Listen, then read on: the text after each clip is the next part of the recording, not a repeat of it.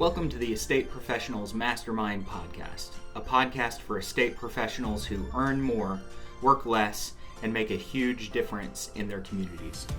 If you get value out of this free content, be sure to check out probatemastery.com, where you can get live classes, access to weekly coaching, and valuable courses. To learn more, visit probatemastery.com. Now let's jump into this week's content. Good afternoon to most of you. Good morning to a few others. It's Tuesday, May 27th. This is the Estate Professionals Mastermind podcast if you're listening after the fact. Live mastermind call if you're here live. So I want to welcome everyone in. We do this every Tuesday at 2 o'clock Eastern Time. And that would be 11 o'clock Pacific Time for those of you that are maybe listening after the fact and want to join in one week. If you don't know how to join, and I'm talking to a room of people who are obviously already here, but if you don't know how to join, go over to probatemastery.com and click on the free resources tab up at the top of the page and request to join the free weekly coaching call. We're here to talk about your challenges, your wins, your leads. If you're new to probate and estate administration, if you're new to this niche, if you're experienced and you're running into a deal that you want to talk through, I'd love to hear some success stories today from those of you that have been actively doing this for a short or a long period of time. If you've got a success story, raise your hand. If you guys are here and you'd like to ask a question or share something, go to the bottom of the Zoom window and hover over the React button. Click React and click Raise Your Hand. I'll call on you and we can have a little talk or coaching discussion. We are here for you guys. So you all are going to make me start with some rambling. All right, if I don't see any hands, I am going to kind of talk through a little bit of probate mastery. There's Bill Gross. Bill, I started probate mastery, so hold just 2 seconds and then I'm going to call on you. So for those that don't know, and I know most of you guys do, this is the free mastermind call that is connected to our certification program inside of probatemastery.com. If you by any chance are looking for certification, if you're looking for advanced education, you want to build consistent pipeline of deals into your business that are coming from an inheritance, coming from probate, coming from estate administration, over in probatemastery.com, you can get certified. It's a $500 certification course. It comes with the certified probate expert designation that you can use in your marketing and your prospecting conversations. It adds that extra level of credibility. And there's countless, many hours of on-demand training that's going to teach you how to set up your business and how to plan, how to prospect, how to run your appointments for whether you're an investor or an agent, how to market. So what is your cold marketing? It's going to teach you the process of what your clients are going through and how you can solve problems that they're having. So there's a lot more to this business than calling and saying, hey, I see you inherited a house. Let's get it sold. Let me make a commission. You are offering solutions to people that are going to lead to long-term relationships and potentially a lot of business for you. With that said, I'm going to go to Bill. Bill had his hand up before I started there. What's going on, Bill? Hey, how you guys doing? You asked a question about some good news or something to report, and I noticed there wasn't a long line of people to jump ahead of or push my way through.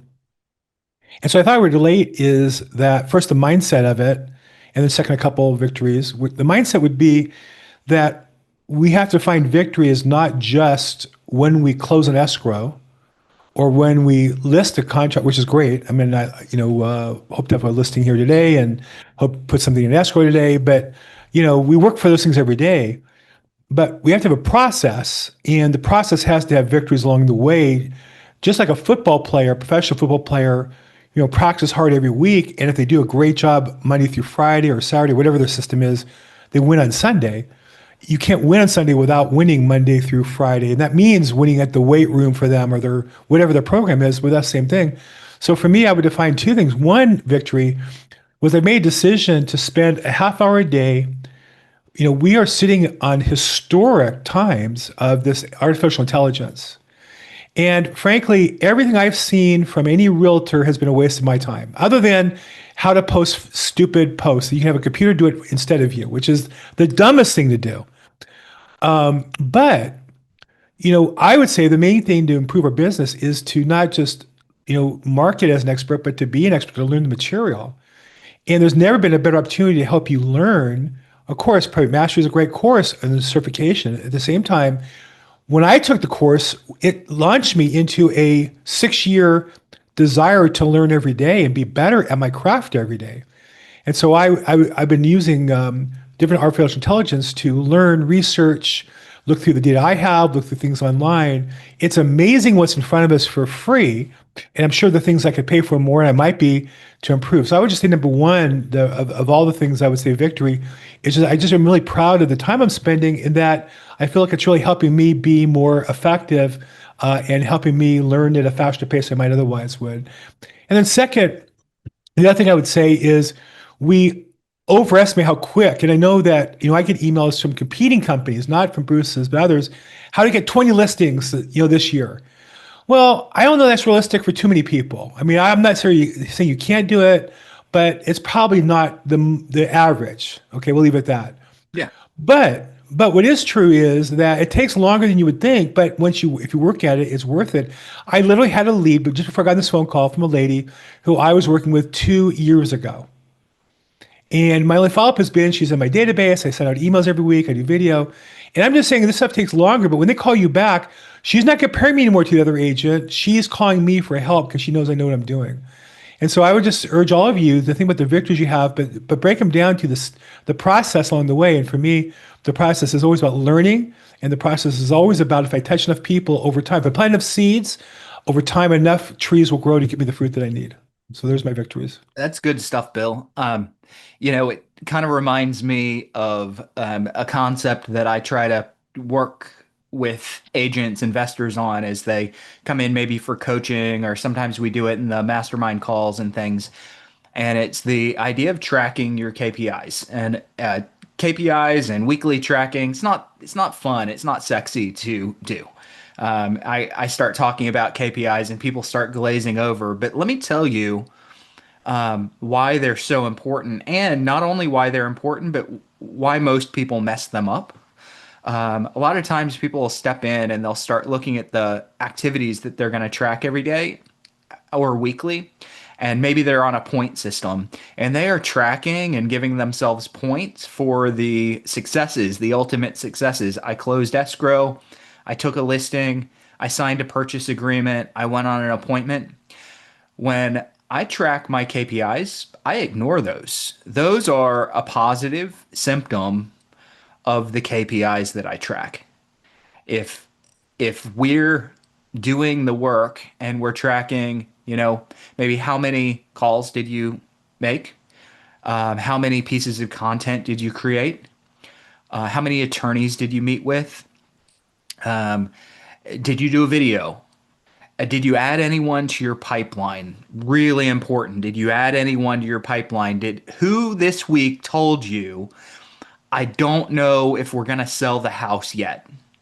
That's a pipeline lead. Did you have those conversations this week? And it allows me to not worry about the ultimate result of putting money in my bank account, because I know that if I can stack up those wins, if I can do the practice that you were just talking about, I'm going to get to the closings. I'm going to get to the closings. I think it's important that everyone track KPIs. It just so happens to be something that most people don't do consistently, but those that do, oh, in 12 months, their business is going to look different. Now, it might take 8 or 12 months of consistency before your business looks completely different, but it's going to look different. Really good, really good. And I also like, Bill, how you're utilizing AI. Do you have any special ways that you're utilizing it, or is it just kind of bleed into everything? You're muted. Yeah, I'm still learning. I think that I have a list of projects I keep adding to the list and crossing some things off, and I'm playing with it. I think that, more and more, a lot of it is designed for things that are really repetitive at one level, and we as realtors don't do that many things that are that repetitive, and the few we do, we probably should not delegate, i.e., you should not delegate your social media posts. Because Hmm. if you can delegate to AI, somebody can do AI and replace you. The key to my social post is make it so that nobody could do what I do for the people that I communicate with. And Yeah. so I want to be human. But I will say it does help me organize and ideas and creative, like anything I have to do in writing, lists of questions, descriptions about myself. So I would say, I don't know if there's anything I've done that's been life shattering. I wrote a book using ChatGPT, a 17 chapter book on probate real estate. Not that I planned to publish it, but it was kind of fun to play through and see how it works and how it responds. I took some of my videos I've done and I created like a summary of it so I can interview the person next time. So I've been playing with it in that regard. I would say that I'm more learning, and my goal is not to use it to do something, is to invest 30 minutes a day of my time to learn how to use this tool, and I'll figure it out over time what to do with it. Yeah. Um, I tell you what, I'm excited that you kind of brought this up because do you guys want to see something? Who wants to see something? All right, I'm going to share my screen, and this isn't going to be good for those of you that are listening on podcast. If you're listening on podcast and you want to see this, jump over to probatemastery.com and look at our section for weekly coaching calls. It's May 27th. So you'll be able to find this somewhere around 10 minutes in.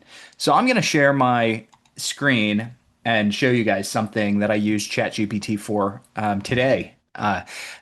Just today. So I was on a coaching call, and part of the coaching that I do when I have someone that's wanting to really go a little bit deeper, specifically with building out systems and marketing for their leads. So and it's my belief that your pipeline of people that you've had a conversation with that probably aren't ready to sell a house yet, that's the most valuable thing that you can possibly build in your business.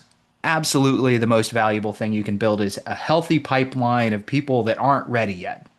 I love it when someone says, I don't know what we're going to do with the house yet. It's one of the best responses I could get.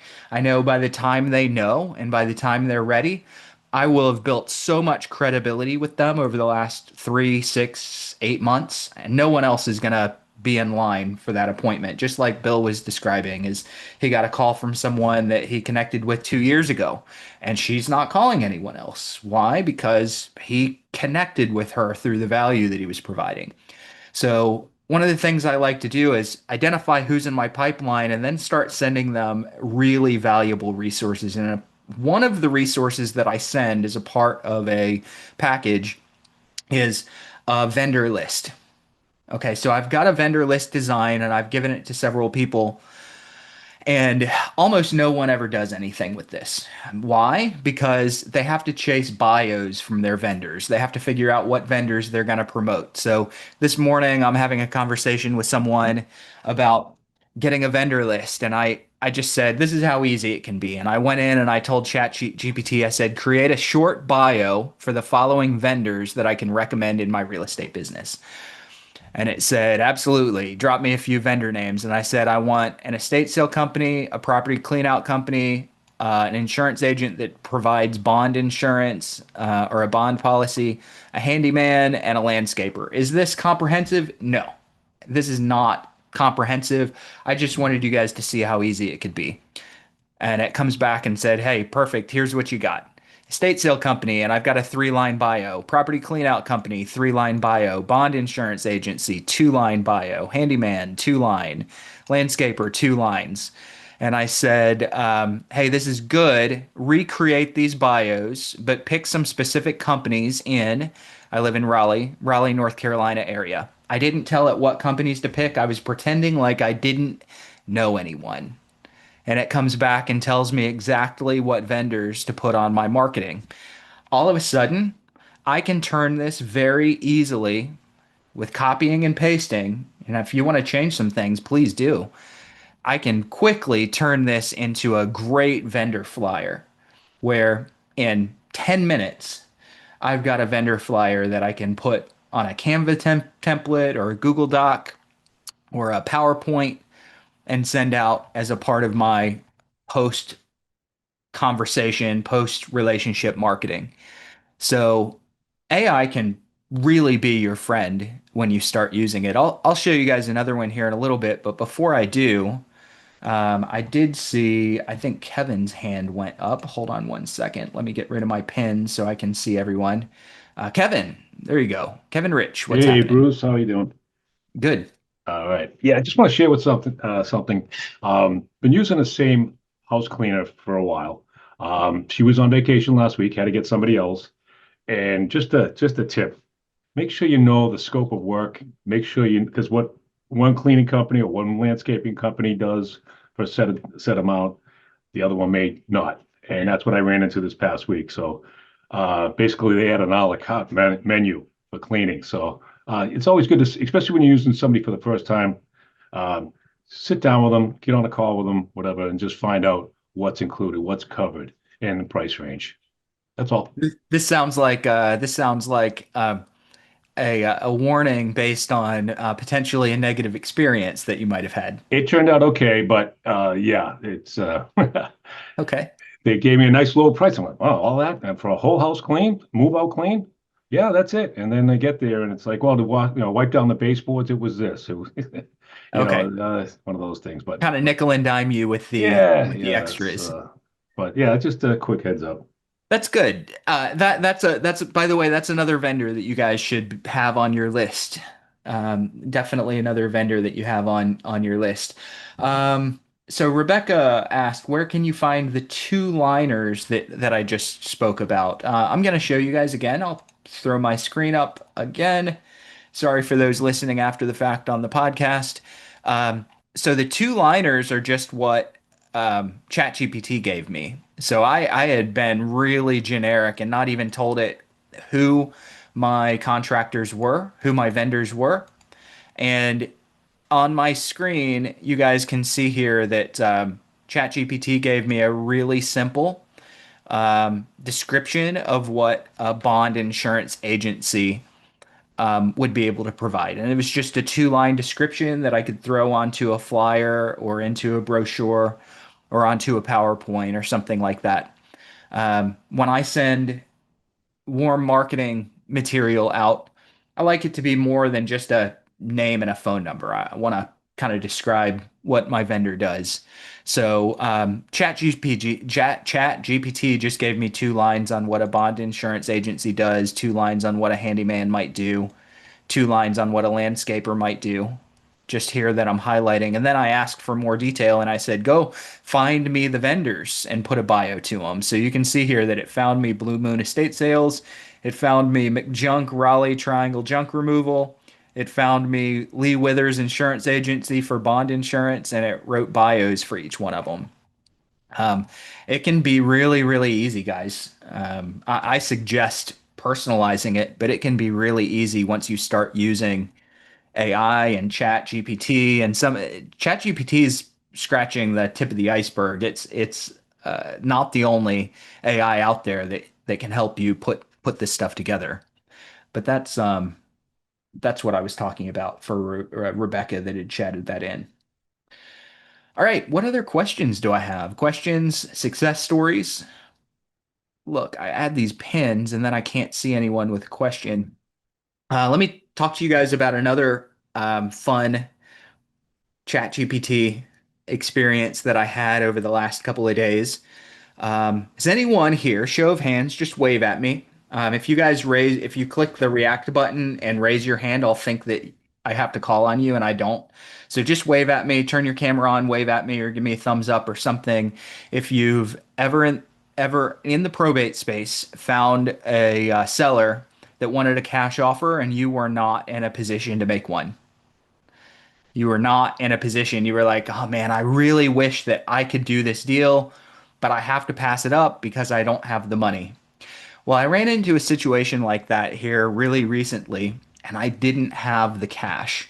So I knew of this concept, and I don't want anyone going getting themselves in trouble. but I knew of this concept of called credit stacking.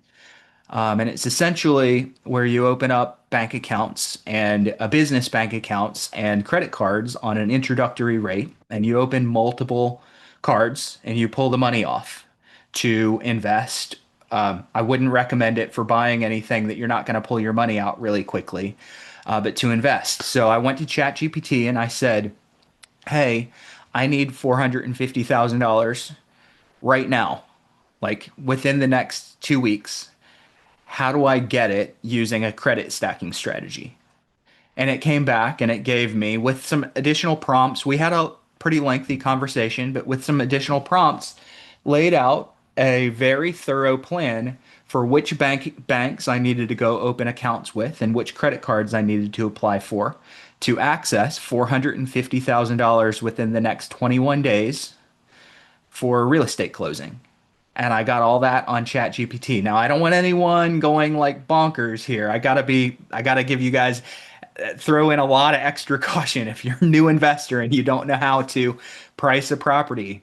If you're in a market that might be a little bit wobbly right now and you're not getting a smoking hot deal, I would not go putting stuff like this on a credit card. But this is just another example of how you can use a simple ChatGPT tool and series of questions or conversation to build an investment strategy if you don't have money.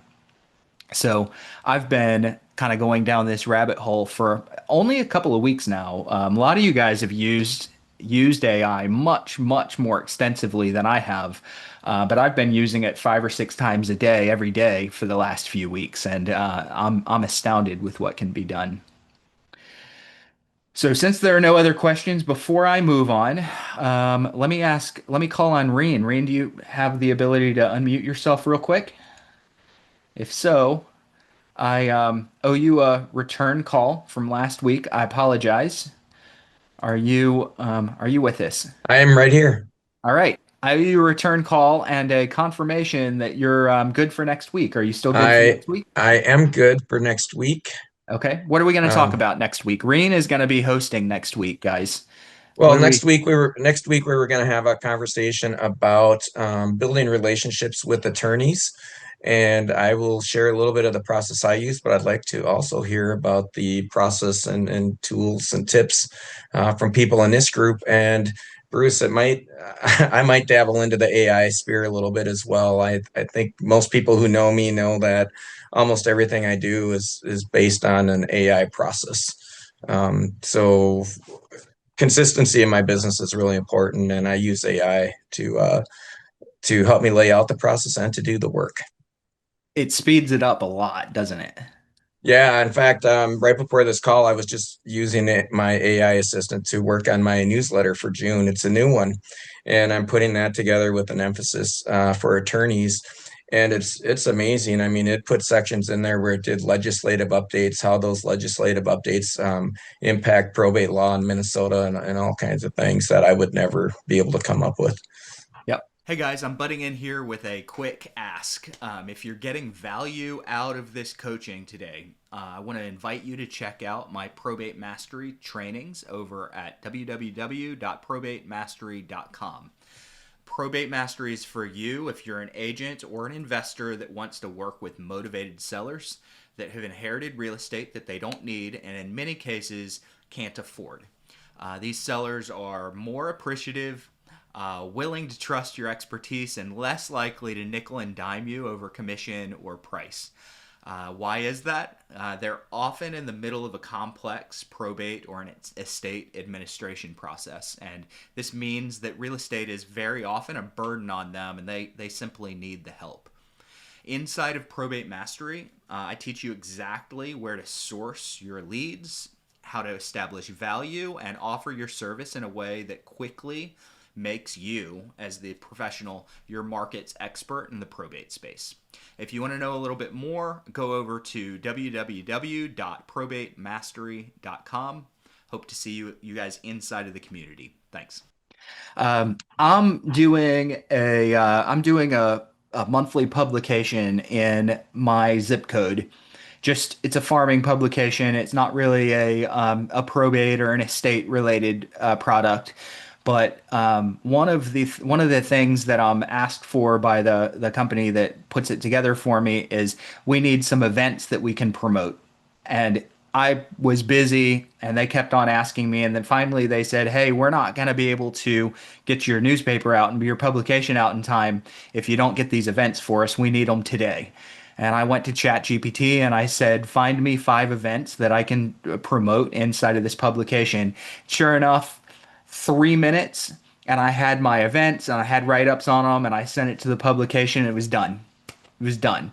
Now, I'd asked it, I said I want 10 because obviously if it's promoting something that I don't believe in, I want to be able to kick something out. But it was just so quick. Bruce, Yeah. it's really funny because in my newsletter that I didn't write, I just learned about some upcoming attorney events in Minnesota as well. Like I learned about some things in my own newsletter. Yeah, right. It's yours. Learn to teach. That's what I like to say, and that's what AI helps with. So next week, anyone that wants to talk or hear about AI, using AI in your business, and very specifically creating attorney relationships. Reen is the man. Reen, what's your Facebook group? I don't want to get too far ahead of where we're going to be next week, but Sure, the Facebook group is called Probate Help Desk. Probate Help Desk, and you get business from that, right? At least I see. I get referral business from that group. It's really kind of a funny story. When I first set up the group, I landed a listing right away. And I thought, so I had like 10 people in the group, and I had one listing. I thought, oh, this is going to be a cakewalk, and that hasn't been the case. The Facebook group takes a lot of work. But I've also now I'm at the point where there are so many other people in the group that they can respond to a lot of the questions, and I can just deal with a lot more of the. I've shifted my focus to building relationships with the attorneys now, and specifically the Minnesota attorneys. And so the Facebook group helps with credibility. It also allows me to serve people across the country and provide them with information. But right now, a majority of my focus is really on those attorney relationships in Minnesota. That was recommendation by Bill Gross, right, to start to get some of that internal focus going. That's right. Awesome. Yeah, Bill is phenomenal at building attorney relationships, and so I'm looking forward to hearing next week. Okay, so let me go to Joe. Joe, you've had your hand up for a little bit. How are you? Oh, everything is well. Thank you.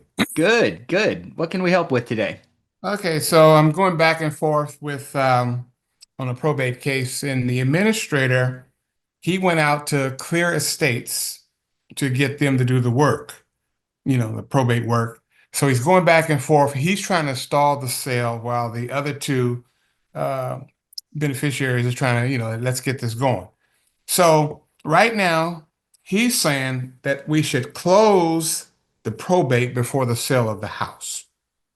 Hmm. And I'm not convinced that that's the way it should go because right now he has clear, what do you call it, primary fiduciary to sell it. Yeah. Full authority. Yeah, he's got the full authority. Okay. So my understanding was he could sell it right now. And Yeah, you're California. yes, Bill or someone in California that knows this really well, please chime in. It's my understanding that he should be able to sell now too, but let me ask Bill. Yeah, okay. usually there's advantages to selling now. One advantage is the tax treatment, because if he waits till probate closes, he's going to transfer the property to himself or whoever the heirs are, and the property goes up in value. That increased tax is liability based on them.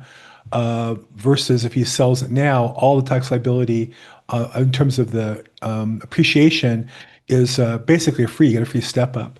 And so generally speaking, is tax-wise advantage to do it one time. Second, you have 2 transfers. If you transfer it once now and then you sell it, you're going to pay whatever transfer or reassessment or transfer, depending on what county or city you're in, those costs.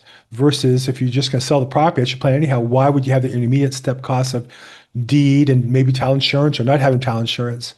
And it can only just create problems down the road. So I normally, unless they want to keep the property to use it, As a No. general rule, there's no advantage to selling it later. All the only advantages are selling it now.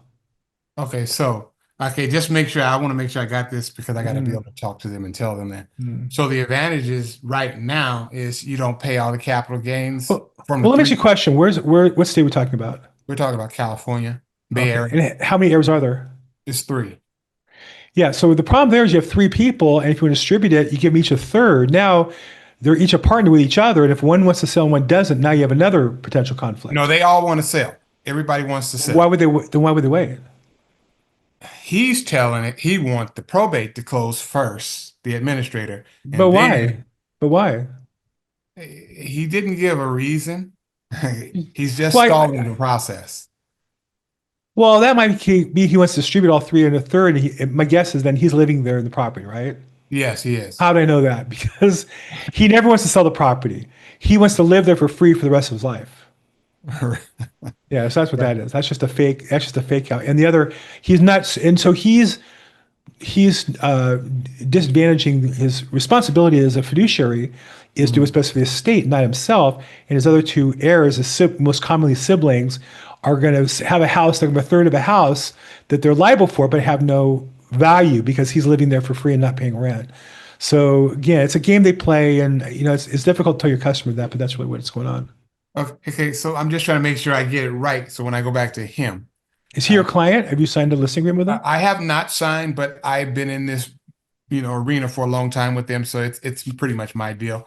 I was going to ask. But my point is, you might want to ask with the other heirs, hey, your brother who's the administrator doesn't want to sell because he's going to live there for free. You're going to have a third of a house and no money. If you want to sell, one way to do that is either object now and force him to sell, or set him aside as the administrator and you step up and be the administrator. But if you don't sell this now, I'm just telling you, siblings always think, oh, I'll wait to have the argument down the road. And they can wait the rest of their lives. The cost just goes up. The legal fees just go up. It gets more difficult. So what are there were two benefits that you listed earlier of selling now versus selling later. The first had to do with capital gains, and I'm sure the step-up basis. So describe that. Right. Well, if they take the house now, it goes up in value, and they're well, it really doesn't matter because the truth is not the truth. Right? He said they want to sell later. He doesn't want to sell later. Right? There's no scenario. Would he sell the next day? Well, that makes no sense. Why would you transfer the property to the three heirs and then sell it the next day? Would he sell it a year from now? No, his intention is not to do that. So really what I said doesn't apply to this case at all. This case, as I fleshed out, it just is purely the administrator wants to live there for free the rest of his life to the detriment of the other heirs. And that's technically illegal or unethical, and there's no way around that. Now, separate case, also, what's the advantage of selling it now versus later? Well, one is if you have three people, all three would have to agree to sell later because if only one wants to sell it later, either he's stuck not selling because there's two other partners, or you can force the sale by doing, in California, there's a process you can go through to force the sale. But that costs money, time, effort, and energy. So the advantage to each heir individually, if their goal is to sell it now, to avoid being stuck with an heir that you don't want to be stuck with. Yeah. Okay. You also selling now, you also avoid transfer and insurance costs and taxes and closing. Right. Okay. You've got administrative fees to transfer title after probate closes into the heirs' names. And then you turn around and sell, and you have to pay all those closing costs and fees again, and title insurance again. So I guess the buyer would pay title insurance, but you got to pay it all again. So just sell it now and pay once instead of having to transfer title and then transfer title again. Okay, so but how I don't quite understand how it would be selling it twice. Well, you're not selling it twice, you're transferring it twice. Okay. Ownership change. So when probate closes, title gets transferred into the name of the heirs. So you got to go through not the trust, because he's got a trust. He's got an actual trust, not a trust, excuse me, but he got a what is the EIN number? And so for the estate. Yes, for the estate. Okay. When probate closes, the estate closes, and the title has to get transferred to the heirs. So there's going to be costs, legal and administrative costs at the courthouse to transfer title out of the estate and into the heirs' names. Okay. And then they put the house on the market, and they got to pay attorney and transfer costs and all that again. Okay. Okay. So why not do one transaction with one set of costs instead of two? Got I that. know it's Yeah. not a transaction, but Right. there's still costs involved in transferring title. Okay. The second is, and I agree with Bill that he's playing a game. Okay. hmm Let's pretend he's not playing a game. The second benefit, and this is really a conversation that the other siblings need to know about because they want to sell now. hmm So maybe they can put some pressure on him if they know these things. Okay. Um, the second thing is if the property goes up in value, you've hmm got a step up basis at the time that the decedent passed away. So decedent passes away, I don't know when, January. hmm And let's say you're fortunate enough to be in a market where there's still some appreciation, hmm and you sell later and the property's gained 50,000 of value. Well, hmm you're going to pay capital gains taxes on that 50,000 of value. So why not sell now and avoid the capital gains? Now, I could argue that a thousand different ways.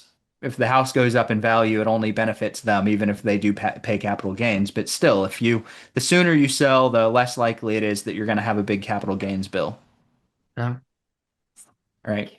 Okay. Um, the siblings need to know these things hmm because he's playing a game. I've seen, and Bill knew this. He sniffed this out early. We've seen siblings play games. I had a sibling that came to me and he asked me, this is within the last 8 months. He said, "Hey, my brother and my sister, they didn't take care of dad. I don't want them getting an equal share to what I'm getting." He said, "If you'll agree to buy the house low and then give me $150,000 on the side, I'll sign a contract with you right now." Okay. He didn't want them getting a third of what the house value was, so he wanted to undercut the house value and make money on the side.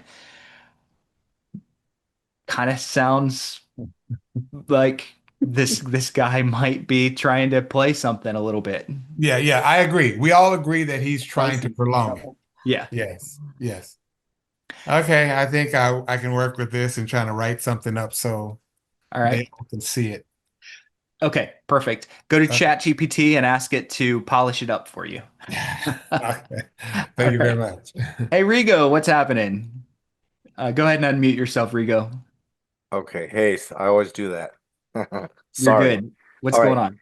Actually, I had a question, but Rebecca Finnegan actually had the same question I had, right? Um, she's created a website, like I have, and she doesn't really know what to put on it, right? And Hmm. I would recommend like I specialize in foreclosures, so we built a website and we're putting out like two articles and two videos. Um, so we have a YouTube channel, and of course, we put that video on the actual blog itself, and it's very specific to to foreclosure. So I want to do the same thing for probate. And what I've noticed is that if you're very consistent, right, you become, I think, the as you guys say, the expert in the arena or in your area. And so I use something called, my partner was using something called Surfer SEO, right, to Hmm. come up with the articles and stuff. But I turned him on to we switched. It's called Right Blogger. And I would highly recommend that because we're talking about $90 a month or something like that for Surfer SEO.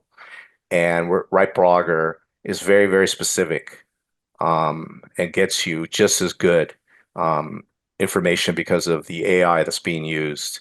So for Rebecca, I would use Right Blogger. Some So, right blogger, WRIGHT or RIGHT? Here, let me find it right quick, okay? Okay. But I use it, and I'll put my URL so that folks can take a look at it. But we're putting them out every twice a week. Yep. All right. Awesome. It's a lot of work though, man. It's a lot of work on top of the work that we have, right? Yeah. Actually talking to clients and stuff like that. But this is the beauty of it, right? nothing is ever easy. We all know that. That's why we're here. But the cool part about it is that now when I speak to them, right, aka the clients or potential clients, I actually have a place um, where they can go and read the articles. It's all information. It's all Hmm. information. And I think that for me works. I don't know what works for, everyone else, but for me, Yeah. that works. And but we have to be very, very consistent. That's the whole key. Is if you're going to have a website, um, you got to be consistent. There's This no, goes back to the very beginning of the call and picking your KPIs, key performance indicators, yep, um, got picking to your keep them. KPIs, those basic core activities that you're going to do every week and be accountable to. Mhm. And this sounds like a KPI for you, Rigo. It's something that you're consistent with, and you know that if I can consistently get a blog or two or a video or two out every week or every month, they're going to rank. Some of them are going to be duds, and Yeah, that's okay. But some are going to hit. yep. If you guys go look in my market, if you Mhm. guys go to Google and you look, pretend you're a consumer, how to apply for probate in Durham, North Carolina.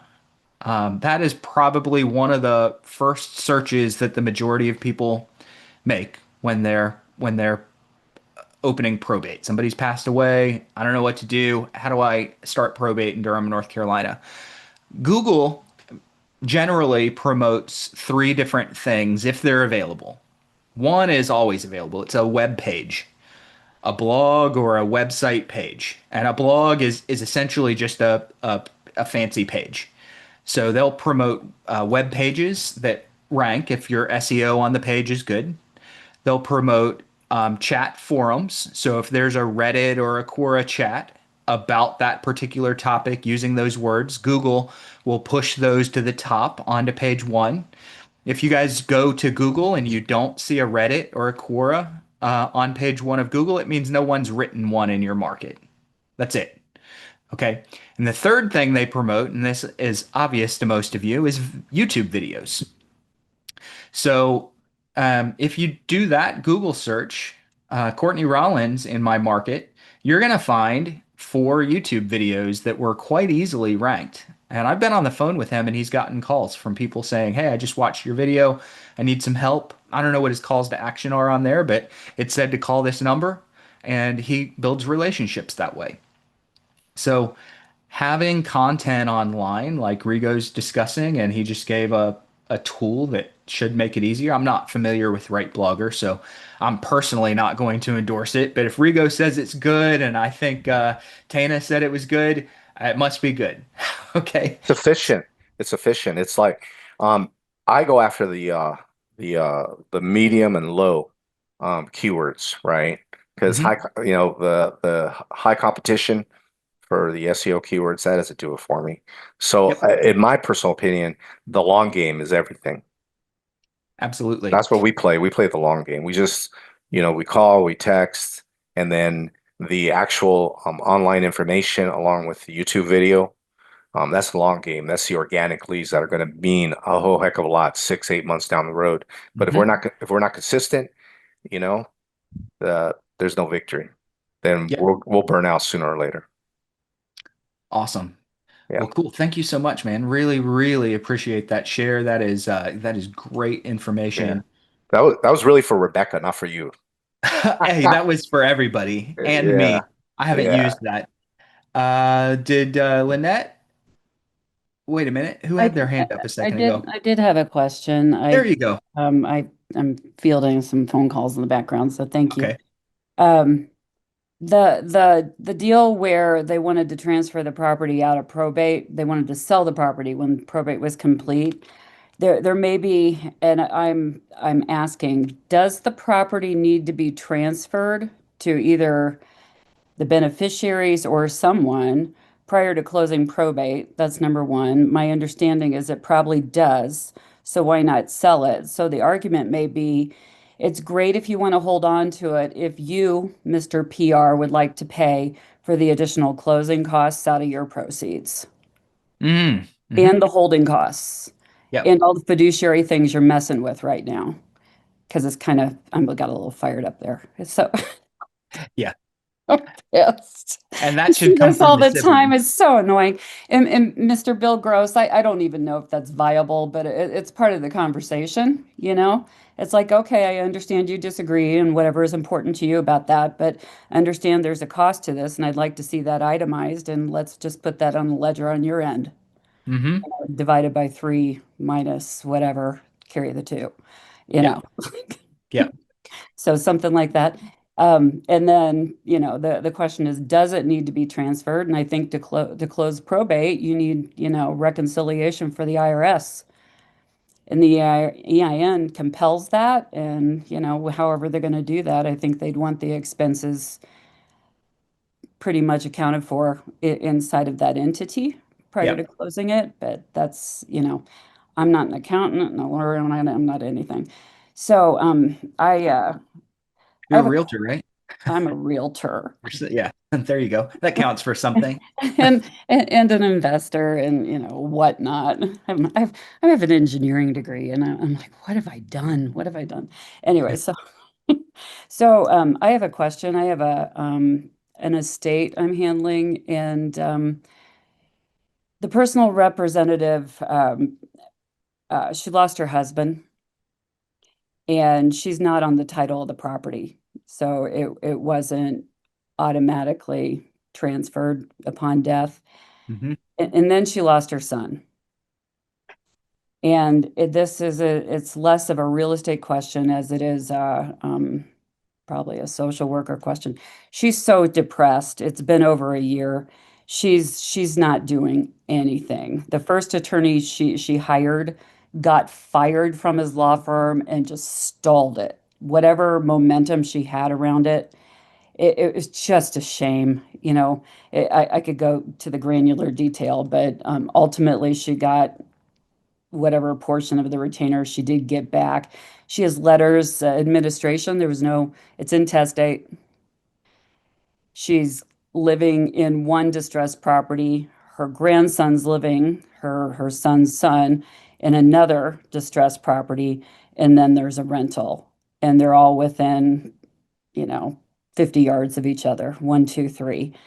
And there aren't any funds to handle any rehab. And she said she wants to sell all three, and nothing, literally nothing is happening. And I've made all the offers for clean out, facilitation, etc. And I'm my last idea is to literally find her another attorney to Yep. charge her $400 an hour to administrate this, you know. So does anybody have any ideas? Who are the heirs at this point? And I'm gonna open it up to everybody else. If anyone has ideas on how you might handle this, raise your hand. Cam, will come to you in a second. Is it Cam? Is yours an idea on how to handle this, or is it separate? Yes. Okay. Come to you in a second. So the since it's intestate, it's laws of succession in the state of Colorado, which means she is the sole beneficiary Okay. of all three.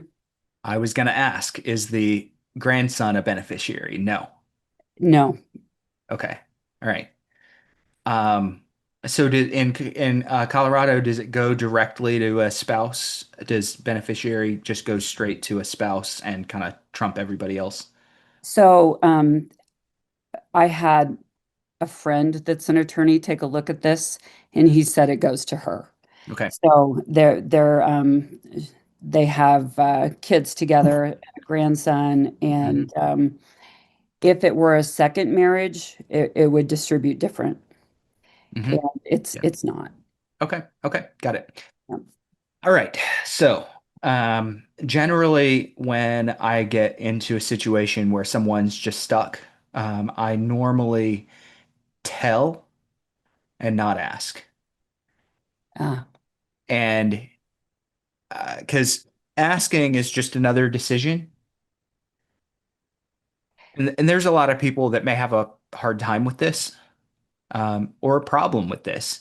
But I know in asking, hey, can I arrange someone to come in and do a clean out? Can I arrange this? Can I arrange that? You're gonna, because it's someone that's so just stuck in the mud, you're just gonna get a lot of procrastination. So what I would do is say, hey, tell you what, no money in the estate to kind of handle attorneys.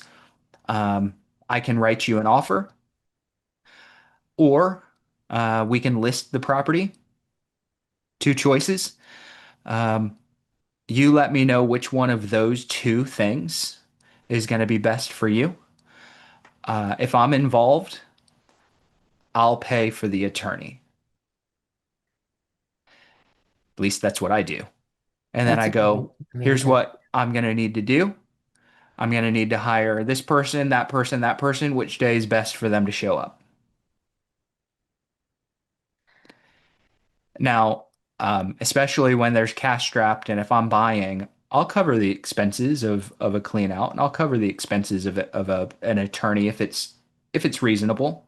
Okay, probably nothing overly complex with this. There might be, but if it's reasonable, I'll cover those expenses. And then I'm just saying this is what we need to do. Which one of these 3 days is best for us to meet there? And you're kind of letting the person have some choices, but you're taking away the choice of procrastination because she's Okay. just going to keep procrastinating if she. Okay. So that opens something up. I literally have a cash offer drafted for her because I don't see, there's no sunshine. There's just no, there's none. Mhm. The other issue is rehoming her, Mhm. Yep. and and if she sells one, she doesn't have enough to purchase another. Mhm. If she sells two, she does, and she has some options. And there's the whole overwhelm around that as well. But I heard you. I heard you wrap it up, say I can do this or this, Mhm. and then it sounds like I need to have a where are you going plan, Yeah. which this conversation has started, and I didn't hear for her for 2 weeks once I showed her three properties. So Mhm. it's there's a lot of trauma. Yeah. Yeah. Um, this is where I might say, hey, um, given what I understand about your situation, this is what I frequently see. I see people that do this, they get stuck because it's very hard, very, very, very hard what you're going through. They get stuck and they end up losing equity. They lose options. They paint themselves into a corner. Option two is we can tackle this now, recognizing that it's going to be emotional and it's going to be hard, but I'm going to be here with you. Which one of those two options do you want to take? Okay. And she might say,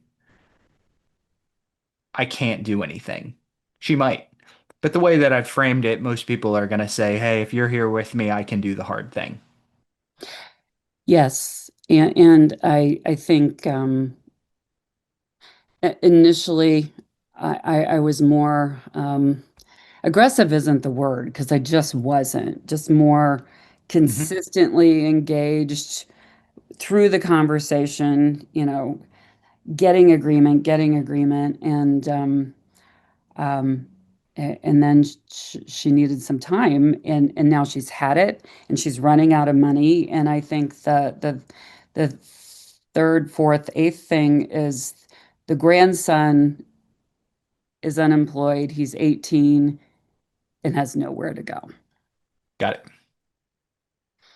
So it's and okay, the 18th thing is her adult daughter who's able-bodied and making a living, and the grandson are literally living off her Social Security and rental income Mm, during this, and she's carrying all of it, mm, and it's just not going to last. hmm. Yep. So, okay. Okay. Cam, what do you have? Oh, my bad. So first and foremost, I was gonna ask the same question if the spousal thing is first, and F he had a will, and worst case doesn't have a will, right? No. So I was going to say worst case scenario, just bring it to a newer attorney. But I definitely like that approach, Bruce. Politely telling them like it's like I think of it like when your parents, it's like Saturday morning, you're waking up late, your parents want you to clean your room. They just come in the room and they just open the blinds. And then that kind of tells you to get up, you know? So it's like you kind of have to go in there and just open the blinds and just like, hey, let me help you with the situation Yeah. in like a polite way. But It's um kind of, I really like there's a little ebook called Exactly What to Say, Magic Words of Persuasion or something like that. I bought it on Audible, and then I couldn't believe that I spent the Audible credit, but I got so much out of it. It's literally a PDF, and it gives kind of ways of introducing concepts. And one of them is there's two types of people in the world. There's this type and that type. And the way that you frame it is you want the person to go, well, I don't want to be that person. So by default, I'm going to be this. And then I am in the middle of being sold on something that I didn't want to buy.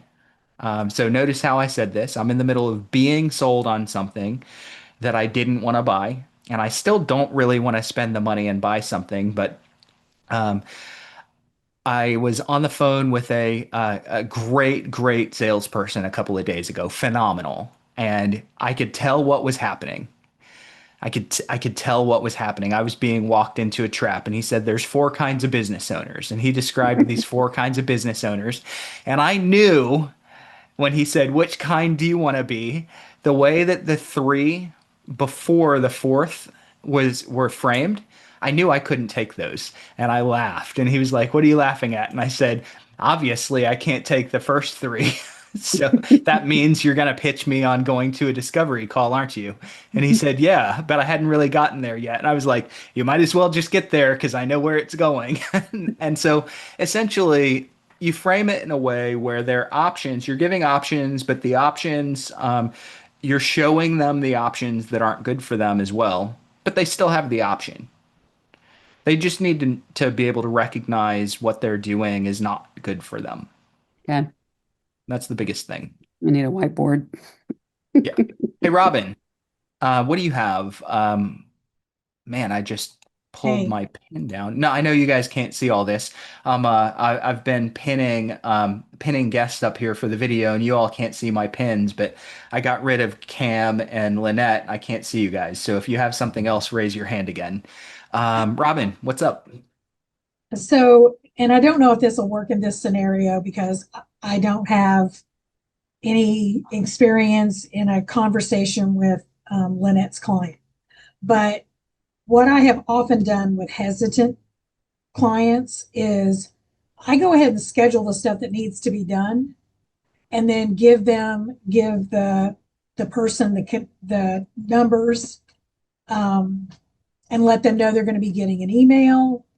But they don't have to choose what I've set up. They can do something different. So they still have control of things, but I'm taking some of the pressure off as to, oh my God, how do I even do this? So bam, bam, bam, you've got your clean out people, you've got maybe there's something that has to be repaired in order for it to sell. Just trying to get them the most money. Mhm. But again, I don't know if that's something that could work. But then I deal with vendors and I have an agreement with most of them.